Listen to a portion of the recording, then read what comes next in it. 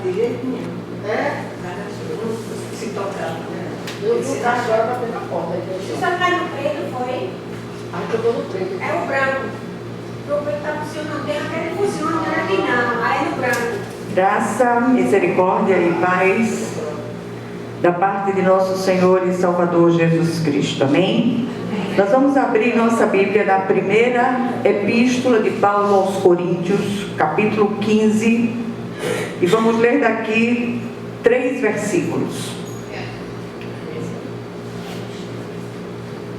1 Coríntios 15, 26, 54 e 55. Eu vou lê-los para vocês. O último inimigo a ser destruído é a morte.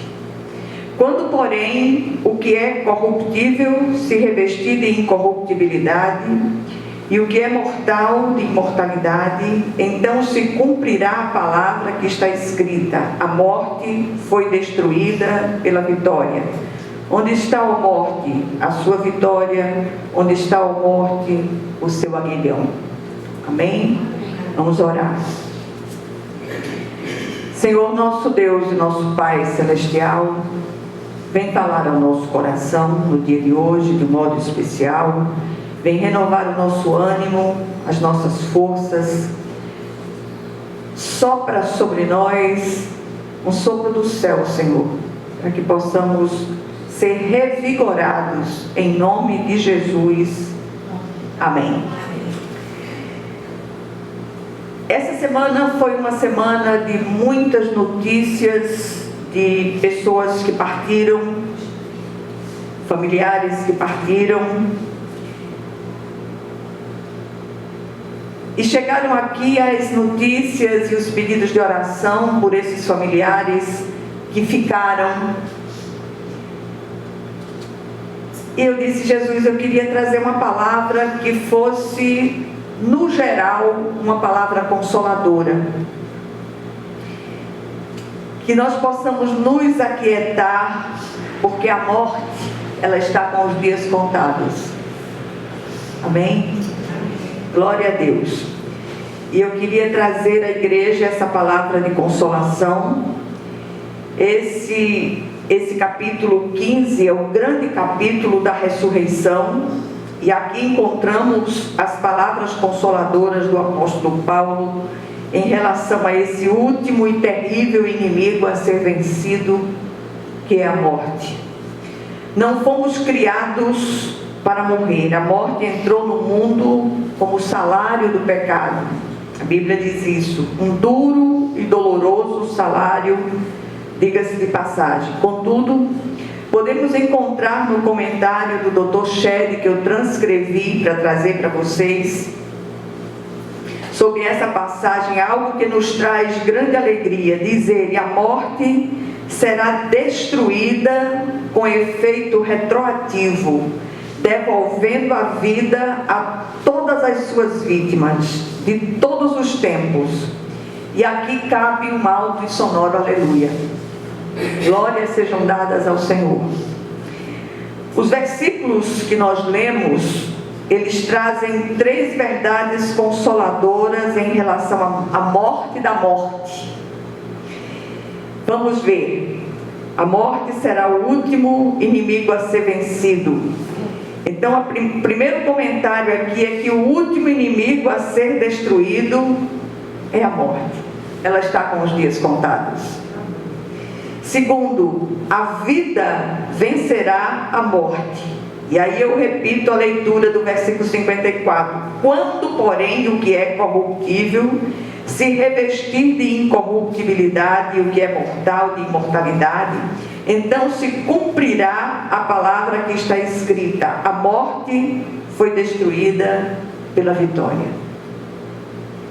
Em terceiro lugar, o poder de ferir da morte será absolutamente neutralizado. E é a Bíblia que afirma isso. No versículo 55, o apóstolo Paulo pergunta: onde está, ó morte, a sua vitória? Onde está, ó morte, o seu aguilhão? Nesses dias, são muitas as notícias de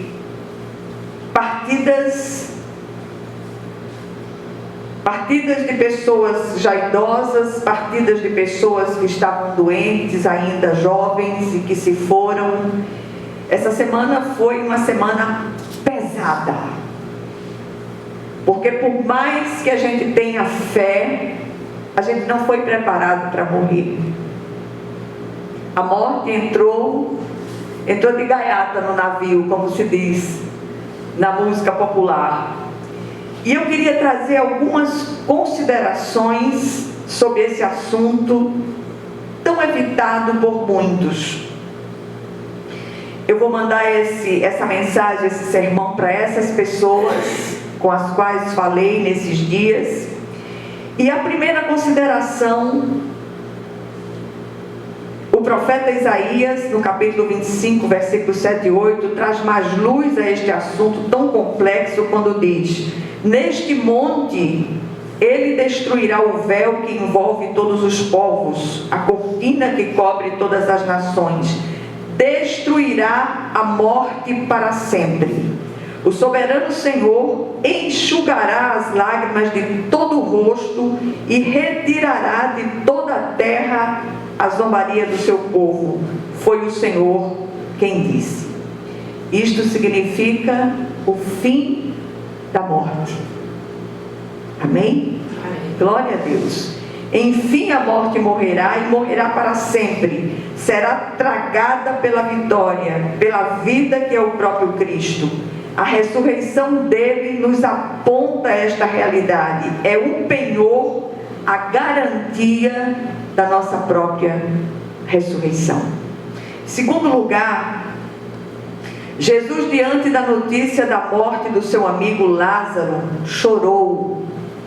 Jesus, o Deus vivo, o Deus revestido de carne, ele chorou diante da morte de um amigo querido, porque ele sabe o peso que tem a morte para os corações. Ele é alguém que entende de sofrimento e sabe bem a dor causada pelo horror do aguilhão da morte. E logo foi para despertar seu amigo adormecido pelo torpor da morte. Eu gosto demais desse texto. Só ele, que é a ressurreição e a vida, poderia fazer isso. Ele disse: eu sou a ressurreição e a vida. Aquele que crê em mim, ainda que morra, viverá. Um dia o nosso corpo mortal se revestirá da imortalidade. Não passaremos mais pela dor de enterrar os nossos mortos, pois eles e nós viveremos eternamente. O apóstolo Paulo nos traz também palavras consoladoras em sua carta aos Tessalonicenses, capítulo 4, versículos 13 e 14. Ele diz o seguinte: irmãos, não queremos que vocês sejam ignorantes quanto aos que dormem, para que não se entristeçam como os outros, que não têm esperança. Se cremos que Jesus morreu e ressuscitou, cremos também que Deus trará mediante Jesus e juntamente com ele aqueles que nele dormiram. Quão consoladoras são essas palavras, sobretudo aos meus ouvidos, nesse tempo que eu estou vivendo. Em terceiro lugar, como é difícil permanecer aqui nessa plataforma de constantes embarques e desembarques. Como eu disse essa semana, uma pessoa muito sofrida pela partida de um ente querido. Haja graça e coração. Uns chegam, outros partem. As chegadas sempre são motivo de alegria, as partidas sempre destroçam nossos corações, não importando a idade dos que partem. Como tentamos em nossas débeis estratégias humanas fazer com que os nossos queridos permaneçam, mesmo em meio a grandes sofrimentos. Às vezes, até de uma maneira egoística, tentamos botar frágeis vírgulas onde Deus determinou que fosse um ponto final. E esses dias eu, repito, falei com muitas pessoas enlutadas, quase que nós fazíamos um bloco. Porque misericórdia, minha gente. Por mais que os dias passem e mas está difícil demais. Difícil demais, demais, demais. Chegamos na terra com o nosso passaporte carimbado para o dia da partida. Mas o passaporte não fica conosco, e sim nas mãos do supremo condutor do trem da vida. E só no dia da partida ouviremos o alto-falante celestial anunciar o nosso nome. E aí só nos resta partir. E deste lado da eternidade, ciclos se fecham. Ciclos estão se fechando para todos nós. E nenhum de nós está fora dessa determinação. O que essas palavras consoladoras nos ensinam nesses dias de despedidas para muitos? Primeiro, nada acontece fora da hora de Deus. E chega um momento que precisamos partir, sim, por nós mesmos e pelos nossos queridos. Contudo, não antes de completar a carreira e combater o bom combate da vida, e no caso de muitos, guardar a fé, sem a qual não veremos ao Senhor. Saber que os nossos queridos adormeceram no Senhor consola demais os nossos corações. Era o que eu dizia para uma irmã querida. Ela perdeu um filho, misericórdia, Jesus. A gente fica imaginando a dor do coração dessa mãe. Mas era um filho muito ligado ao Senhor. E eu dizia: olha, eu, Nádia, não tenho nenhuma palavra para consolar o seu coração, mas o Senhor Ele tem. E a minha oração hoje é que o Senhor, abrace você de um modo especial, e esse espaço que ficou vazio, que ele é insubstituível, ele seja preenchido pela presença do Eterno. Só Jesus para entrar na nossa vida, nos abraçar e encher os espaços vazios deixados pelos nossos queridos. E haja graça sobre graça. Segundo lugar, chegará o momento em que se perguntará: onde está, ó morte, a sua vitória? Onde está, ó morte, o seu aguilhão? Já não haverá mais aguilhão, nem dor ou lágrimas. Nós estamos todos indo para casa. E chegar em casa é lugar de consolação. Em terceiro lugar, na presença do Eterno haverá plenitude de alegria e delícias perpetuamente. E a morte morrerá eternamente, já não causará mais dano. Louvado seja Deus. Assim, quarto lugar e último, não perdemos os nossos queridos. Perdemos aquilo ou aquele que não sabemos onde está. Eles estão com Cristo, o que é incomparavelmente melhor.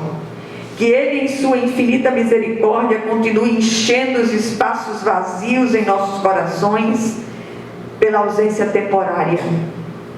E como diz a letra da canção popular, eu peço licença ao Espírito de Deus para fazer essa citação, diz assim: segura teu filho no colo, sorria e abraça os teus pais enquanto estão aqui, que a vida é trem-bala, parceiro, e a gente é só passageiro prestes a partir.